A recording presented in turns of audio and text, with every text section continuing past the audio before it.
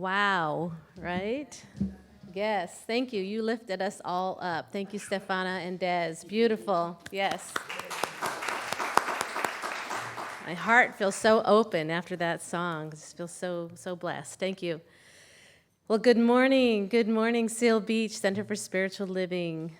My name is Veronica, and I'm so grateful to be here. Thank you for the opportunity, Margie, for calling and requesting. I appreciate it very much. And I also want to let you know that Reverend Bobby, the senior minister at Namaste, I think she spoke here earlier this month. Well, she sends her love, and she wants you all to know that we, our whole congregation, our practitioners, our board of trustees are all holding you and your center in the light. We're praying for you for the highest good for your center, so please know that. Yes.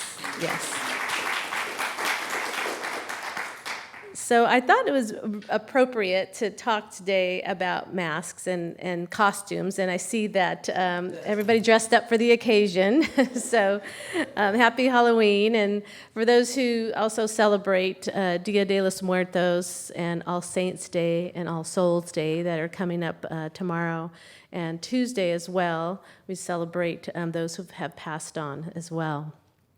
And so the reason that I thought this was a good topic, not only because it's Halloween, but because it made me think about the roles that we play in life. And I feel like sometimes as a human being that we're split between our knowledge of who we are, like the truth of who we are, and then the roles that we play in life and how they affect and sometimes cloud our perceptions of people, places, situations, and things. And so we get labels maybe from childhood, and then we've believed them and hung on to them and spend our whole life trying to get rid of them. Does anybody can relate to that? Or is that just me? Is that just me who's been in therapy my whole life? No, I'm just kidding. So I feel like our costumes are almost like, if you're familiar with Carolyn Mace, she teaches about archetypes, and that our costumes that we wear are sometimes like our archetypes. And maybe you are familiar with your primary. Everybody has more than one archetype, but they're primary. And sometimes you're a leader. Sometimes you could be a hero. A caregiver, and then there's victim, and there's a whole bunch of titles and labels that it's not who we are, but in our human experience, it's who we gravitate towards being. And I didn't realize it. This might be a shock. It was kind of a shock to me, but until recently, I realized that my archetype or my label, my costume is caregiver. And then I thought, you're only a nurse, a minister, and you've raised 6 children in your lifetime. Maybe, just maybe, you might fall into that category of caregiver. And so, but what it is, it's an awareness. It's not something that we have to accept, but it's the awareness point that is important, because as we go through the dark nights of the soul and the bright lights of the spirit, we are still playing that role. Like the caregiver role, for instance, if I'm in the dark night of soul, my caregiver role could look like, how can I take away your pain, or how can I not cause pain? In other words, I'm trying to save everyone to my own detriment, right? That's like the dark side of my caregiver, costume.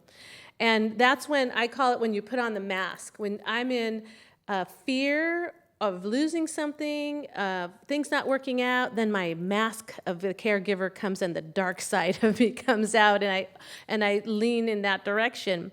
But then there's the lighter side of the spirit too that is helped me in my career as a nurse to take care of other people and be able to address when sometimes people don't even know they have a need, and to be able to address that, because that's my strong point. So if you think about it, if anyone's willing to kind of shout out maybe what they think their costume is that they tend to lean towards in life. Does anybody have any idea? Weirdo. Perfect. We all need weirdos. Thank you.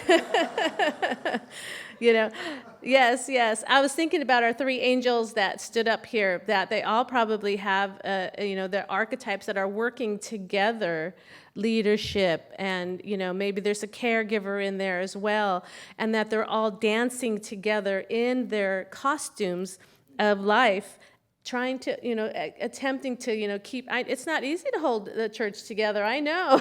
It's a lot of moving pieces, and so I acknowledge you for all the hard work that you're doing. And yes, absolutely, absolutely. Yes. And so when we can recognize, because we're in those, because I also have the archetype of secondary as of leadership, and then when that goes south, when I go to the dark side of that, I want to control everything. I'm sure none of you can relate to that at all, right? No control freaks here, no. But once again, it's the awareness so that we can laugh, at ourselves and see when we're in that role. I'm like, oh, there I go again, there I go again, trying to control everything, or there I go again, trying to save everyone, So then when we have that awareness point, we can stop and take a breath and remember who we are. And so one of the reasons why I want to bring this up is because really what I'm seeing is going on in this world is a shift into the world of authenticity, so that when we can recognize who and what we've been portraying in life, that we can recognize it and start to shed that costume and become more authentic. Because sometimes I know that, and I know this is true for me, so when I know something's true for me, a lot of times it's true for others. But sometimes we can maybe sit in church or sit with our family, maybe even lie next to our spouse in bed, and no one knows what's really going on because we have the costumes that we're wearing. And what those costumes bring is a loneliness. What they bring is a loneliness, because we think that because I'm this, that I have to be this, because everybody sees me as this, then I have to continue to be this, even though I'm suffering inside. And so that's where the masks are. That's when it's time to take off the mask and be authentic. And as a center going through a transition, this is a perfect opportunity to allow your costumes or masks to maybe set them aside and allow yourselves to be vulnerable. I'm not sure if Reverend Bobby talked about the liminal space, that space where you have left behind something that you're familiar with, but you're not yet where you want to be. So there's that space in the middle. And it's a space that we always want to do and get things done and get to this space of completion. But it's the dance in the middle that's what's utmost importance, especially individually and collectively, as in life, as a center, in this life expression. Who are we in that space of not knowing, of the unknown? And so that's where the place of vulnerability. We let down our guard. We tell the truth of what's going on. We tell our fears. I loved it. Everyone who came up here was so authentic. It was beautiful. I was like, yay for authenticity. And it was really beautiful. And when we're in that authentic place, it gives us, the next person, permission to be authentic and open and real. And I really, that's what I'm seeing. I don't even want to call it a trend, because it's not a trend. It's like the unveiling of the truth of who we are. Like vulnerable human beings who we don't have to put on a mask, a costume anymore. We can just say the truth of who we are. I'll still have that caregiver in me. It's not going away. And I know through our teachings, change your thinking, change your life. If it's not working for me, I can change it. And so I'm a big Brene Brown fan, and she talks about vulnerability a lot. And here's a quote from her. It says, "The irony is that we attempt to disown our difficult stories to appear more whole or more acceptable. But wholeness, even our wholeheartedness, actually depends on the integration of all of our experiences, including the falls. So we include everything about who we are, who we've become, up until this very moment, up until this very breath, are so important. It is such an important part of who we are. And it helps us navigate when we are real and authentic and just tell the truth in a non-judgmental space. That's another part of it. Then we can start from nothing. We're bringing nothing to the table. And to most people, that sounds scary. Like, wait, I need something tangible. I need something concrete. I need something that I'm familiar with. But when we're in the nothingness, the godness, the creative process starts from nothing, right? So when we can be in that creative space of nothingness, like a painter starts with a blank canvas, a writer starts with a blank piece of paper, there's two approaches. That can be extremely, they can be extremely fearful of that blank space that they think that they have to fill, or they can surrender to the Holy Spirit to fill that through them as them, right? You've seen artists who, like, they disappear in their work because it's not them doing the work. Excuse me. So when we're in these spaces, it's a really beautiful place to be still. And not in the doingness of life, but in the beingness of life, in the beingness, in the godliness of life. And Ernest Holmes says that because if we bring our limiting beliefs into this space, we're going to have limited results, right? We need to come from a place of unlimited potential. And Ernest Holmes says is, our belief sets the limit to our demonstration of a principle, which of itself is without limit. So we come into this liminal space, this place of nothingness, where we have a blank canvas, and we leave not everything that we know, because we know we have a lot of knowledge and wisdom that comes with us, but maybe we examine what we know and see, what's going to be the greater good for this next step in my life? What is the greatest good? What is the highest and best good for me? And from that place, we can begin. Because our real costume, I will say, is not our archetype. It's not our mask. Our real costume is this skin sack that we're wearing. That's our real costume, our human body that we were born into. We have, this is who we get from our DNA, from our expression, from our ancestry. And it is the only thing that separates us from who we know we truly are, from the godness of us. It's our skin sack, it's our brain. The only thing that separates us is our mind and what we think and what we know that we know that we know. That's what separates us from God. So what comes along with this skin sack is this costume is, some costumes are really uncomfortable. As you know, sometimes you put some of those, what are the chicken suits and different Halloween costumes, and you're like, why did I wear this? And they're so uncomfortable. And so even in our human body, this skin sack, as I call it, there's that uncomfortability of being human. Yes, sometimes it just gets uncomfortable. And we don't like uncomfortability. We just don't.